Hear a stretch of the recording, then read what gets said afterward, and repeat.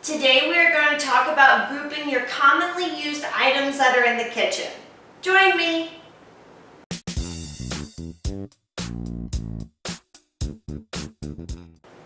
Not everyone has a lot of counter space. However, I do recommend setting aside an area for your commonly used items that are in the kitchen.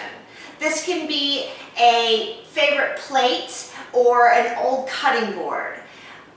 Anything that you can easily move around the kitchen.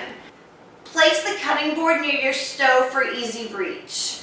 This saves you from having to go look for things like salt, pepper, oil, garlic, or your favorite spices. Actually, I set my commonly used item tray next to my paper towel dispenser. I'm forever wiping something up in the kitchen while cooking. So if you're like me, I suggest setting it next to your paper towels or putting some napkins, cloth, or some roll of paper towels right on the tray with your item. However, when I'm not cooking, my commonly used item tray goes in the cabinet above my stove. If you know me and you watch my videos, then you know that I don't like a cluttered counter. I don't like things sitting out. So whenever I'm cooking, I bring my tray down, and whenever I am done cooking, I put it away.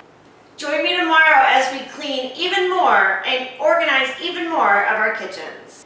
Welcome to DIY Your Life. Please hit the subscribe button and click on the little bell next to it so you never miss an organizational or cleaning video.